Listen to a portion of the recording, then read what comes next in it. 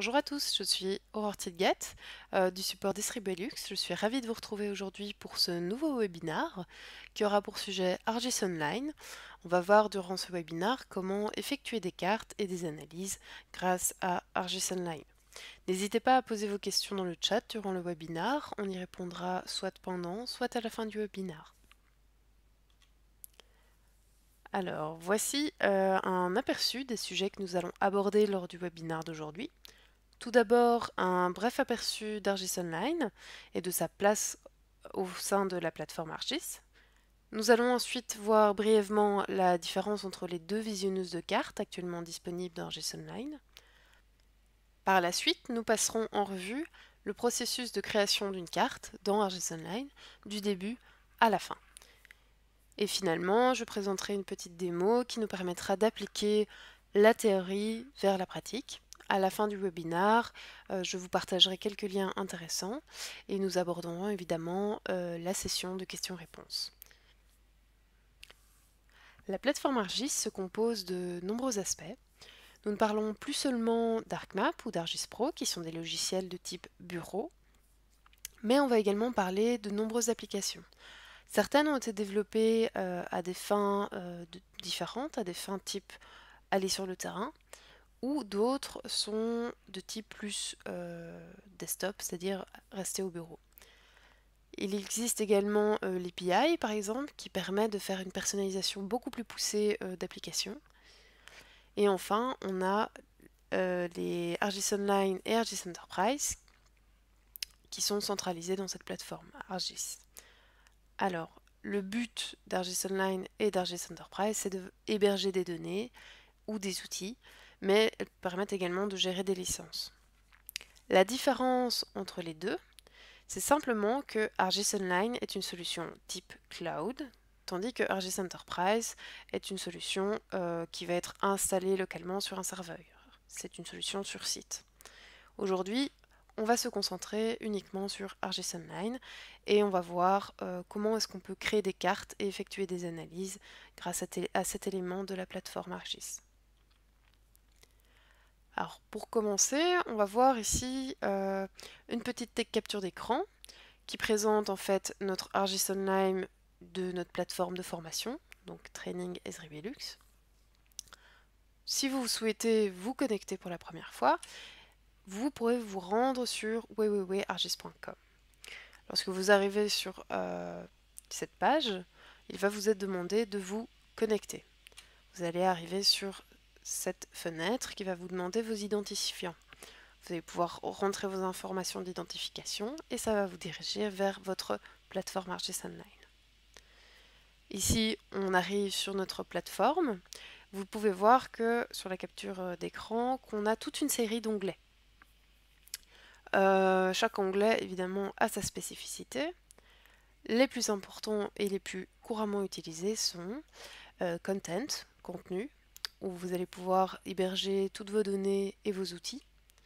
Organization, ou organisation, où vous pourrez gérer vos licences, vos crédits, vos paramètres généraux, vos membres, et ce genre de choses. Et finalement, Map, ou scène, donc carte et scène, qui vous permet en fait de directement, instantanément, créer une nouvelle carte ou une nouvelle scène 3D. Avant de poursuivre, nous devons jeter un coup d'œil aux deux options de MapViewer, à savoir le classique MapViewer, le visualiseur classique, et le nouveau visualiseur qui est récemment sorti de la phase bêta, qu'on va nommer ici New MapViewer. Alors, la nouvelle visionneuse de cartes présente de nouvelles fonctionnalités intéressantes par rapport à la classique. Toutefois, certaines des fonctionnalités ne sont pas encore disponibles. C'est pour ça ici qu'on va faire un petit point et comparer les différentes fonctionnalités. L'intérêt évidemment, c'est de pouvoir bien choisir la visionneuse par rapport à ce que vous désirez faire. Alors, les fonctionnalités qui ne sont pas encore disponibles le seront normalement dans un avenir proche. Concernant les fonctionnalités de base, quand je parle de fonctionnalités de base, c'est les fonds de plan, la légende, l'édition, l'étiquetage, la direction, l'impression, voilà, ce genre de fonctionnalités sont évidemment disponibles dans les deux versions. Un défaut de la nouvelle visionneuse est toutefois l'impossibilité d'ajouter un service web comme un WMS ou un WFS. Ça viendra normalement prochainement, mais c'est quand même assez important de le savoir. 3 nouvelles fonctionnalités sont par contre très intéressantes dans cette nouvelle visionneuse. C'est la possibilité de regrouper des couches, la possibilité de faire des rotations des cartes et encore de créer des graphiques. Alors, une web map peut être très rapidement convertie en une web app à partir de la map viewer classique. Vous savez sans doute déjà comment on le fait. C'est également possible à partir de la nouvelle visionneuse. Par contre, la manière de procéder sera différente. En effet, ici vous pouvez voir la comparaison entre les deux. Dans la map viewer classique, on avait la possibilité de créer une application à partir des applications configurables prédéfinies. On pouvait également utiliser les Web App Builder et on peut également utiliser l'ArcGIS Dashboard, donc créer des tableaux de bord. Ça, c'était la première façon. Maintenant, dans la nouvelle Map Viewer, on a également 3 possibilités. Ça va être de directement créer une story map, de directement créer un dashboard, mais également d'utiliser ce qu'on appelle les instant apps, qui sont des modèles, des templates prédéfinis d'applications. Si vous comparez bien, on peut voir dans cette slide que les instant apps sont également disponibles en fait dans le Classic Map Viewer. Elles sont juste disponibles dans les configurable apps, ce qui fait que voilà, elles sont pas directement visibles. Donc, comme vous le voyez, tout est possible partout, mais il faut la vue est différente pour aller chercher ces différentes applications. Enfin, aujourd'hui, on va se concentrer sur les analyses, et les analyses ne sont pas encore disponibles dans la nouvelle visionneuse de cartes. C'est pourquoi, durant la démonstration, je vais principalement m'intéresser et vous faire les démonstrations dans le Map Viewer classique.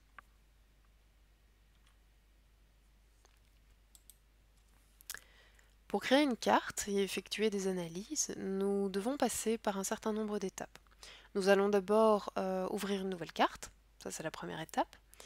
Nous allons ensuite pouvoir choisir le fond de plan, parce que lorsque vous allez ouvrir la nouvelle carte, il n'y aura pas de données, vous n'aurez juste que le fond de carte par défaut qui est mis à disposition par Esri.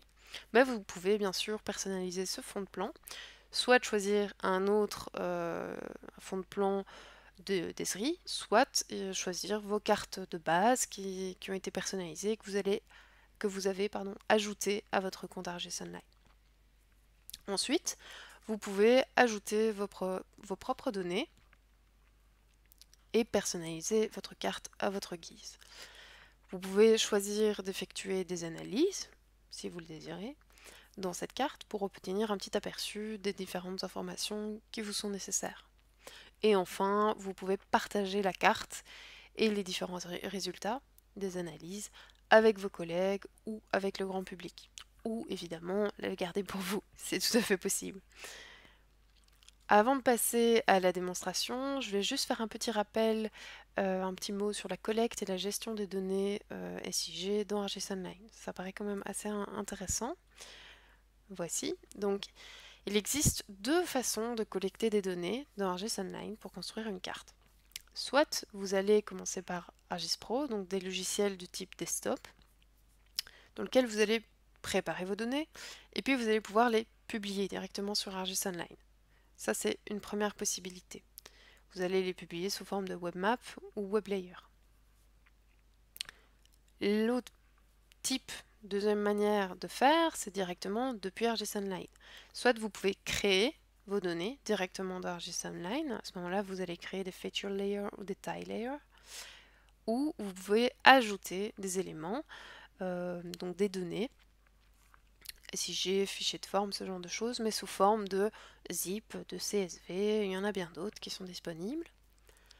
Pour finir, la troisième possibilité depuis ArcGIS Online, c'est d'utiliser des données type open source.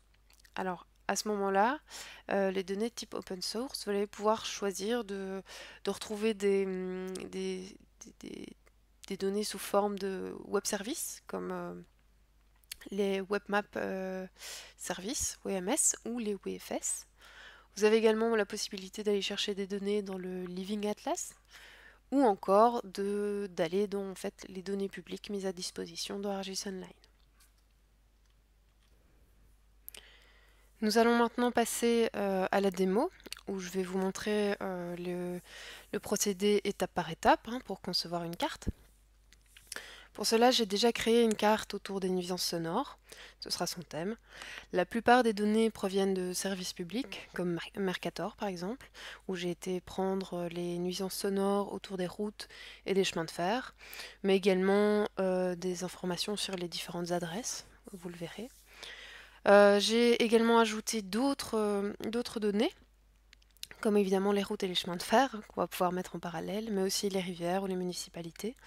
Dans cette démonstration, notre carte et notre analyse vont se concentrer sur la ville de Malin ou Mechelen. Alors, ici je vais donc passer dans ArcGIS Online. Alors ici nous arrivons sur l'ArcGIS Online de formation d'Esri Belux, donc Training Esri Belux. Alors comme je vous l'ai déjà dit dans la démonstration, ici nous avons différents onglets. On va commencer par aller regarder le premier, Map, ou carte. Lorsque je clique sur cet onglet, on arrive dans le New Map Viewer, qui est vide. Donc j'ai ouvert une nouvelle carte. Si jamais j'avais des données, c'est ici qu'elles apparaîtraient. Alors, une fois qu'on a ouvert une nouvelle carte vide, je vais pouvoir aller chercher ici différentes fonctionnalités.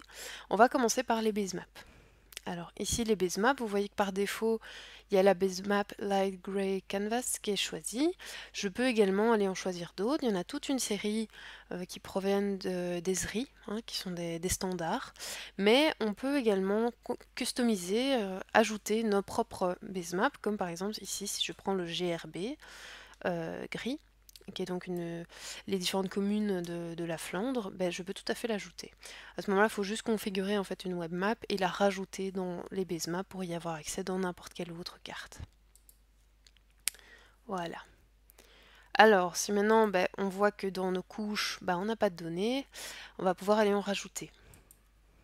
Ici, on voit qu'il y a plusieurs manières d'ajouter. Soit on peut aller chercher les différentes couches qui sont dans ArcGIS Online, soit je peux charger des CSV ou des KML, soit je peux encore charger des web services. Mais pour rappel, je vous l'ai déjà signalé, dans le New Map Viewer, il n'est pas possible encore de charger les WMS et les WFS. Ce qui n'est pas le cas pour le Open New ici Map Viewer classique. Donc si je clique ici, en fait, on va arriver dans l'autre Map Viewer, mais je vous le montrerai un peu plus loin dans la démonstration. En attendant de charger des données, je vais aller et retourner dans Home. Et là, je vais pouvoir aller cliquer sur Scène, le deuxième onglet que nous allons voir. Alors Scène, c'est quoi? Scène, en fait, c'est comme une carte 3D. Donc on va créer une scène. Soit on a le choix de créer une nouvelle scène, soit d'aller choisir différents templates qui sont basés soit sur des templates d'Esri, soit sur des anciennes cartes que nous avons déjà fait dans notre contenu. Alors, je ne vais pas me rester plus longtemps sur les scènes, parce qu'ici on va se focaliser un peu sur les cartes en 2D. Alors maintenant, pour aller dans la suite, je vais me rendre dans mon ArcGIS Pro. Vous voyez ici les différentes données qui sont dans ma carte, qui sont déjà préparées. Donc on a adresse Macclellan, qui est un WFS à la base, qui provient du CRAB. Ici, je l'ai converti en feature class pour pouvoir en fait le filtrer et n'avoir que les données adresses sur la ville de Malines et non pas sur toute la Flandre. Ça me permet en fait de, lorsque je vais publier sur ArcGIS Online ma donnée, elle soit simplement plus légère. C'est intéressant pour les analyses par la suite. Alors j'ai également d'autres données. J'ai les données rivières, les données sur les rails, enfin les trains, également les données sur les routes et les voies nationales. Et alors j'ai également la donnée Macclellan City Center que j'ai moi-même dessinée en fait, qui représente le centre de Malines. Alors pourquoi je l'ai dessinée? Simplement parce qu'elle va être utile un peu plus loin dans les analyses, on verra tantôt pourquoi. En attendant, je l'ai mis en transparence. J'ai également différentes données sur le bruit, sur les bruits autour des autoroutes, autour des trains. Et ces données sont divisées en différents intervalles en fonction de la nuisance sonore qui est effectuée. Donc on a des zones de silence, comme on peut le voir, et des zones où il y a énormément de bruit. Alors voilà pour les données. Maintenant, si je vais les partager, pour ça dans ArcGIS Pro, je vais dans l'onglet Share. Soit je peux échanger les web maps, donc toute la carte, soit les web layers, alors uniquement certaines données. Si je clique sur celle-ci, je peux changer le nom, je peux mettre un summary, une balise, choisir le type de données, je peux choisir le dossier dans lequel va être envoyée ma donnée lorsque elle sera publiée. Je peux aussi choisir de partager avec tout le monde, Esri Belux ou un groupe en particulier. Si je ne coche rien, ce sera avec uniquement moi. Donc voilà, ici par exemple, on a différents groupes disponibles dans mon ArcGIS Online. Alors bien sûr, pour pouvoir partager un contenu, je dois absolument être identifié. Donc pour ça, je peux vérifier ça ici.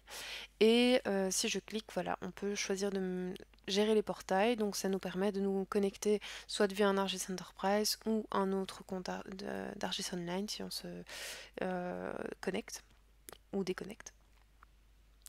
Ok, voilà, après ma publication des différentes données, je reviens dans mon ArcGIS Online, donc je suis à nouveau sur ma carte. Alors petite information, on peut également étendre évidemment les informations afin d'avoir toutes les notions sur ce New Map Viewer. Maintenant, je vais aller dans mon contenu afin d'aller voir en fait toutes les publications que j'ai eu l'occasion de faire. Donc j'arrive ici dans mon folder que j'avais choisi lors de ma publication. Et j'ai toutes les couches que j'ai déjà préalablement partagées. Vous pouvez voir ici les informations au niveau de leur partage, si c'est au niveau de l'organisation. Je clique, je peux tout changer, les rendre publics ou seulement disponibles à moi, ou encore les échanger avec un groupe. Moi, je vais maintenant m'intéresser à la web map ici, faite sur la classique. Je vais d'abord aller voir les différentes possibilités. Vous voyez qu'on peut les réouvrir dans ArcMap, ArcGIS Pro, créer une présentation, mais moi je vais aller voir les détails. Ici, je vais reprendre toutes les informations sur ma web map. Donc, par exemple, toutes les couches qui sont disponibles dans cette web map, son dossier, le propriétaire, son partage, je peux à nouveau le changer ici, pardon, edit, si je le veux. Et enfin, ici, je peux à nouveau choisir de les ouvrir ou carrément de créer une application. On verra ça par la suite. Et ici, je peux choisir de l'ouvrir dans la Map Viewer classique. C'est ce que je vais faire ici. Voilà. Alors, on va attendre que ça charge un petit peu. Voilà. Ok, donc on voit que toutes nos données sont arrivées et on va aller directement voir, dans mes bookmarks, j'ai fait déjà un bookmark sur Macclellan. Donc ça nous permet d'aller directement sur la ville de Malines dans ce cas-ci. Vous avez pu voir juste avant que les données étaient certaines étendues sur toute la Belgique. Ici, dans ce cas-ci, on en a des supplémentaires comme mes adresses qui sont disponibles uniquement sur la zone qui a été filtrée préalablement, c'est-à-dire Malines. Ok, alors au niveau du visualiseur, on voit que l'esthétique est un peu différente que le New Map Viewer. On peut toujours passer dans le New Map Viewer ici. On va pouvoir ajouter des données par ici, en cliquant sur Add. De nouveau, on va chercher des données dans ArcGIS Online, ou on peut aller dans le Living Atlas, qui est un atlas mis à disposition par Esri. On peut également choisir d'aller chercher des couches à partir du web, d'un fichier ou autre. Ici, si je vais dans le web, on peut aller chercher différentes couches, et pour le MapViewer classique, on peut aller chercher évidemment des WMS ou WFS.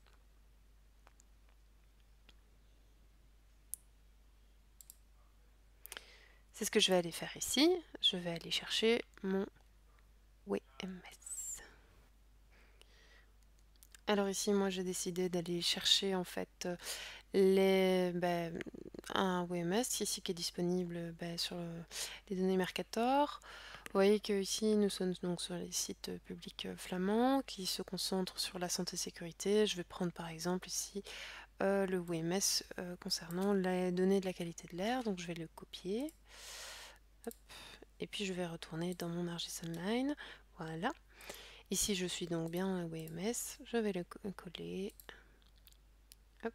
On va faire un get layer pour être sûr que tout se passe bien. On voit en effet qu'il a bien pris. Puis je vais ajouter la couche. Ok. Alors je vais devoir dézoomer parce qu'en effet cette carte-ci, on peut la voir. Elle fait toute la Flandre. Ok. Si je la décolore, voilà, ça c'est ce que nous avions avant. Et ça c'est notre nouveau WMS. Ok. On va maintenant retourner sur ma ligne. Alors, si je reprends un peu, on a vu les étiquettes pour pouvoir faire des zooms là où on le désire. On a les unités de mesure, de direction. On a la possibilité d'imprimer, de partager ou de sauver notre carte. On a la possibilité d'avoir des base maps. C'est le même principe que dans la New Map Viewer. On peut pareil choisir soit des base maps par défaut, soit celles qui ont été déjà faites. On a l'ajout des cartes. Et on a aussi la possibilité d'éditer. Ça dépend évidemment des différentes couches, des feature layers qui ont été mis en format d'édition. Donc ici on en voit un qui est possible. On a la possibilité d'avoir des informations sur la web map, évidemment voir la légende et le contenu. Alors maintenant je vais essayer de faire une comparaison par rapport à cette même carte mais dans le New Map Viewer. Donc je vais aller rechercher mon contenu. Ok. Et ici j'ai ma carte qui est exactement la même avec les mêmes données, mais vous verrez qu'elle est un petit peu différente. En effet, ici vous voyez la possibilité en fait de faire des groupes, ce qui permet de voir un petit peu plus clair dans les données par rapport à ici. On voit que c'est plus organisé. Mais par contre, les WMS et WFS ne sont pas visibles dans ce cas-ci. On a également ici la possibilité de faire des graphiques. On a aussi les bookmarks, les légendes, aussi tout ce qui est settings par rapport à la web map. Possibilité de faire des échanges, des partages, de créer une application. Et ici, différentes possibilités lorsque je choisis une couche, donc des propriétés, le style, les filtres, voilà, ce sont toutes des fonctionnalités assez importantes qui sont disponibles dans les deux MapViewer et qui sont importantes à noter. La possibilité aussi de faire apparaître, disparaître et de montrer la table d'attributs par exemple. Donc l'idée c'est le même principe, ici on va par exemple pouvoir faire apparaître la table d'attributs comme ceci, avoir le style là, le filtre là. Ici c'est un petit peu organisé différemment. Donc vous voyez que les deux visionneuses ont la majorité des mêmes fonctionnalités, à part peut-être WMS et WFS qui fait une grosse différence, mais sinon on est globalement sur la même chose. Alors, pour rappel, je vais juste reprendre ma dia comparant les deux MapViewer. Alors, on a les fonctionnalités de base, on vient de les voir, elles sont exactement les mêmes. On a parlé des WMS qui étaient disponibles uniquement dans le classique. On a vu le regroupement de couches, les graphiques et la rotation de cartes. Et on va parler à la fin de la création des webmaps. Mais maintenant, on va surtout s'intéresser à la partie analyse. Alors, comme on peut le voir, il n'est disponible que pour la MapViewer classique. C'est pour ça que lorsque je reviens ici dans JSONline, je ne vais pas pouvoir faire d'analyse dans cette carte-ci. Je vais donc retourner dans celle-ci. Voilà. Alors je vais retirer ma petite table d'attributs. Vous pouvez voir en effet que ici nous avons un onglet qui permet de faire des analyses. Si je clique dessus, on va pouvoir ouvrir différentes analyses qui ont des thèmes différents. Si je prends par exemple dans Summarize, on va prendre le premier par exemple, si je clique sur le point d'interrogation, je vais avoir des informations supplémentaires sur l'analyse qui est ici disponible. Alors j'ai pas eu le temps de faire toutes les analyses possibles. Je vais prendre un que j'ai déjà préalablement fait, comme celui-ci, donc trouver les centroïdes. Hein. Donc l'idée en fait ça va être de prendre les centroïdes d'une ligne polygone, ou d'un polygone pardon, et si je vois le résultat dans mes données, voilà je vois ici les centroïdes que j'ai fait sur toutes les communes, donc qui sont des polygones de ma carte. Alors, autre exemple, je peux faire un buffer. Donc pour ça, je vais aller dans les proximités. Je vais faire une création d'un buffer. Alors, un buffer, c'est quoi? C'est une distance que l'on va choisir, que l'on va paramétrer autour d'un point, d'une ligne ou d'un polygone qui va calculer donc une aire. Hop, je vais prendre celui-ci. Donc pour l'exemple, je vais aller chercher les segments d'eau. Je peux choisir en fonction d'un champ ou d'une distance. Je vais mettre, je ne sais pas moi, 100 km. Non, le kilomètre c'est peut-être un peu beaucoup. Je vais mettre des mètres. Je peux également choisir d'autres options. Donc si c'est des polygones qui seront unis ou non, la manière dont ils seront mis. Je peux choisir un nom qui va permettre de définir cette couche. Je peux choisir également l'endroit, le dossier où va se localiser la couche. Et alors très important, je vais calculer les crédits. Il faut savoir que chaque analyse va consommer des crédits. Donc il est très important de chaque fois faire show credits pour savoir combien de crédits vont être requis pour cette analyse. Vous voyez qu'ici j'ai 3 crédits et demi, ce qui est quand même assez important. Cela va évidemment dépendre de mon analyse et de l'étendue de ma carte et de mes données. Alors, je l'ai également préalablement faite. Voici le résultat. Je vais retourner évidemment sur ma ligne. Voilà. Vous pouvez voir d'ici que les segments autour des rivières, en fait, il y a un buffer qui a été créé et qui reprend donc 100 mètres autour de ces rivières. Alors ça peut être intéressant pour différentes choses. On peut par exemple calculer toutes les maisons qui sont dans des zones inondables. On peut par exemple dans des zones où il y a un bruit important. Ici on reste sur la nuisance sonore. Donc ce type d'analyse peut vraiment répondre à beaucoup de questions. Ici je vous propose de faire un petit cas pratique. Alors pour ça je vais faire un petit scénario. On va donc essayer de répondre à la question quelles sont les adresses les plus intéressantes pour vivre en étant à moins de 100 mètres d'une rivière par exemple, si on aime balader le soir le long de la rivière. On veut également être à plus de 100 mètres évidemment du bruit. Et on veut également être en centre-ville. Alors pour rappel, je vous avais montré dans ArcGIS Pro la zone de centre-ville en fait qui est ici. Comme vous pouvez le voir, bon, elle est en transparence, mais vous pouvez d'ailleurs changer la transparence ici si ça vous intéresse. Mais voilà, on va utiliser ce polygone pour faire notre analyse. Alors pour ce faire, on va aller dans notre onglet Analyse. On va aller choisir une localisation et on va aller choisir cette analyse, celui-ci, pardon, où on va aller en fait utiliser différents critères pour trouver une localisation précise.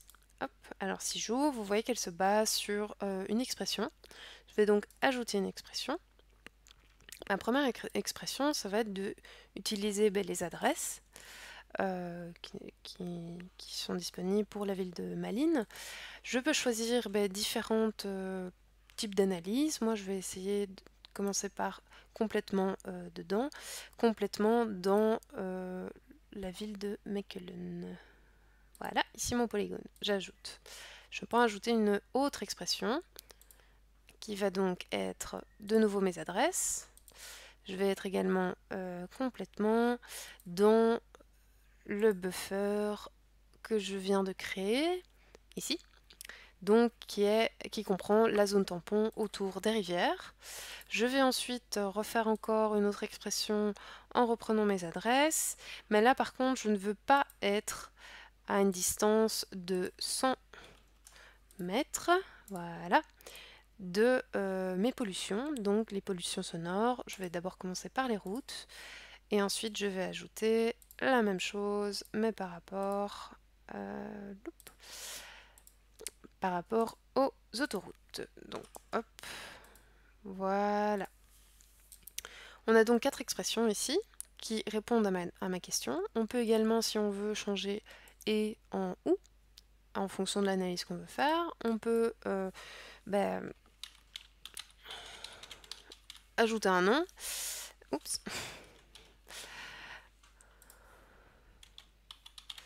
Voilà, je peux choisir à nouveau le dossier et, encore très important, avant de lancer mon analyse, je vais calculer les crédits. Alors comme il s'agit d'une analyse lourde, vous voyez ici on a une totalité de 17 crédits qui sont requis, ce qui est quand même assez important. Alors pour aller plus vite, je l'ai déjà fait, on peut voir ici les adresses, voilà, qui sortent de mon analyse. Vous voyez donc qu'elles sont bien dans ma zone tampon, hein, le buffer qui est bleu.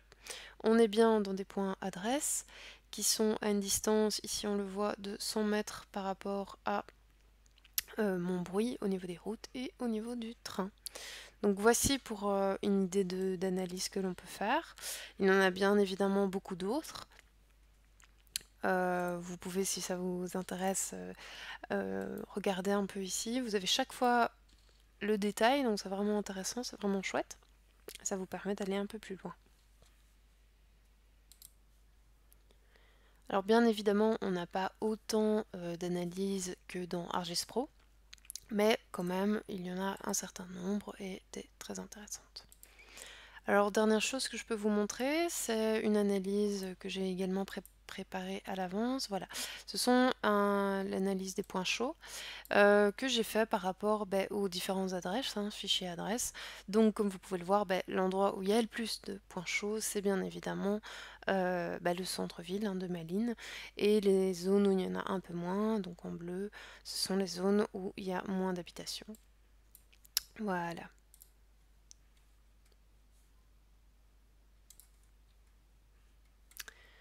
Donc voilà pour les analyses, je pense qu'on a déjà un peu fait le tour. Une dernière chose que je peux peut-être vous montrer, ça va être peut-être les informations sur les impressions. Donc par exemple ici dans le MapViewer classique, on peut faire une impression.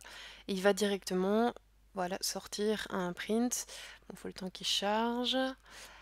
Ah oui, j'ai peut-être encore laissé une carte ou deux qui est peut-être... Ouais, je vais peut-être retirer celle-ci, qui sont plus lourdes. Hop, je vais recommencer. Mais il va mettre simplement en avant voilà, les couches que j'aurais laissées. Il faut un peu de temps. Voilà. En fonction de la zone évidemment sur laquelle j'ai zoomé. Voilà, vous voyez que la fonctionnalité est quand même assez basique. C'est ça qui est intéressant ici dans le nouveau MapViewer, hein. Comme on l'a déjà vu, il y a toute une série de fonctionnalités classiques. Mais au niveau du print, c'est quand même un peu mieux. Pour ça, je vais aller ajouter la couche que j'ai créée ici, donc les Suitable Addresses, hop, qui s'ajoutent, qui représentent donc la fin de mon analyse. On peut tout à fait changer d'un MapViewer à l'autre les différentes données, hein, bien évidemment. Donc on a créé en fait cette donnée à partir du MapViewer classique, mais elle est tout à fait disponible dans le nouveau MapViewer. Maintenant, je vais aller dans Print. Vous voyez qu'ici, je peux indiquer un titre, je peux choisir, si je le veux par exemple à Cat Landscape, je peux choisir le type, je vais prendre PDF, je peux choisir l'échelle, l'auteur, je vais mettre que c'est moi, copyright, Benelux, la résolution, inclure la légende, je fais un export, on voit qu'il est en train de travailler. Bon, il va falloir peut-être attendre quelques secondes.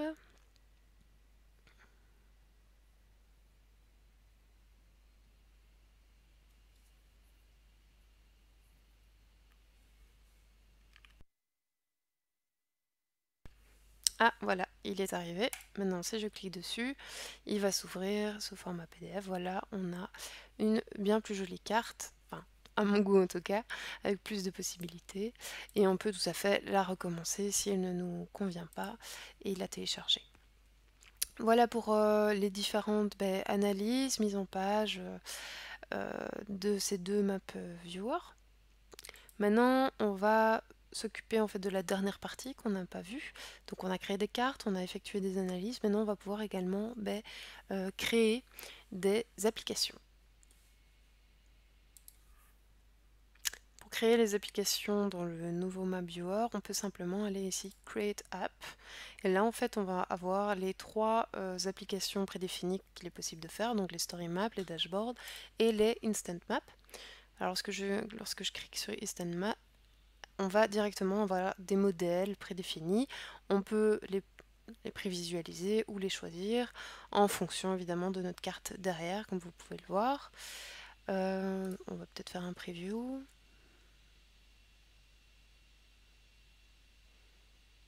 Voilà, donc vous voyez votre carte charge et en fonction du modèle que vous aurez choisi, vous pouvez le choisir ou non. Ok.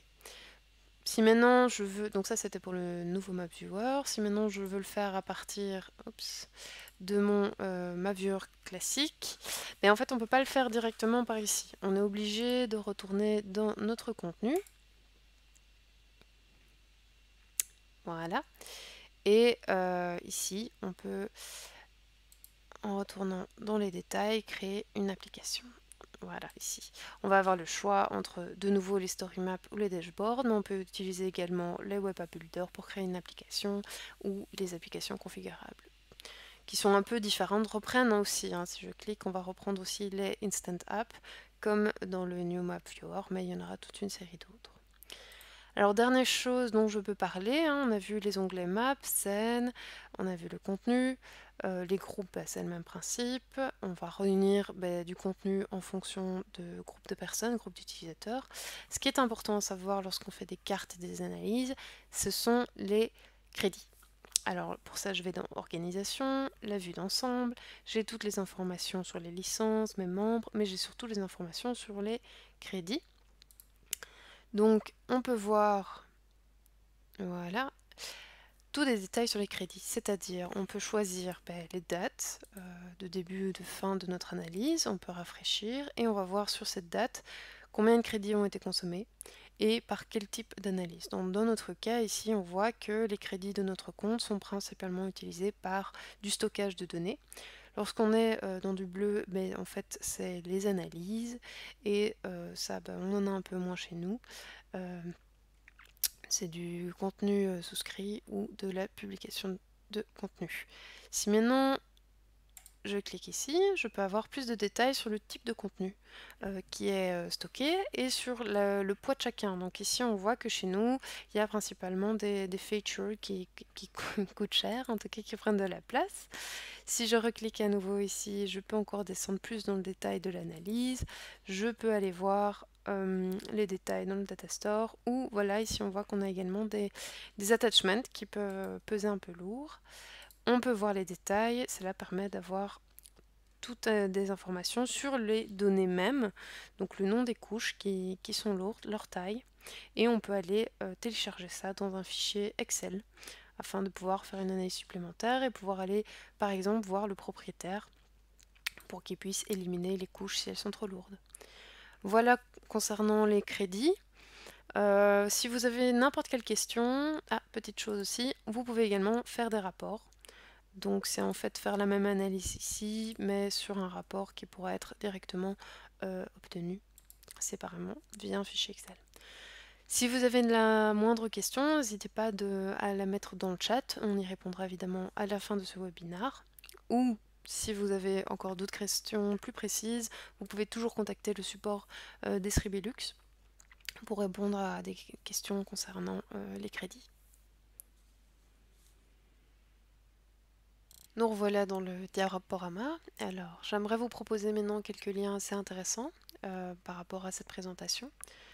Alors certains des liens concernent le Map Viewer, d'autres ArcGIS Online, et évidemment je vous ai mis des liens par rapport à nos données qu'on a utilisées durant la démonstration. Alors cette vidéo sera mise sur YouTube et vous allez directement avoir les liens dans la description de la vidéo YouTube, donc si ça vous intéresse, vous pourrez directement retrouver toutes les informations. Alors ça nous amène enfin à la session de questions-réponses. Alors s'il y a déjà eu des questions dans le chat, je vais les examiner maintenant. N'hésitez pas à en poser d'autres, je suis disponible pour ça, ainsi que mes collègues. J'en profite pour faire un petit peu de publicité pour notre prochain webinar. À l'heure actuelle, le thème n'est pas encore défini, donc si vous avez des envies ou des idées, n'hésitez surtout pas à nous le faire savoir. La seule chose que je peux déjà vous dire, c'est qu'il aura lieu en septembre. Maintenant, concernant les prochains trainings, alors on aura un training qui aura lieu en mi-septembre et qui aura pour thème Introduction au SIG avec ArcGIS. Et nous aurons également un autre training en septembre qui aura pour sujet ArcGIS Online, processus essentiel, donc qui est bien en lien avec notre webinaire d'aujourd'hui. N'hésitez pas à aller vous inscrire si ça vous intéresse. Et enfin, si on peut vous aider d'une quelconque manière, n'hésitez pas à nous contacter. Ça peut être sous forme de training, de coaching ou de projet. Et bien évidemment, si vous rencontrez un problème, vous pouvez toujours me contacter, ainsi que mon équipe évidemment, au support d'Esribelux. Je vais m'arrêter quelques instants et je vous retrouve dans quelques minutes pour répondre à toutes vos questions. A tout de suite.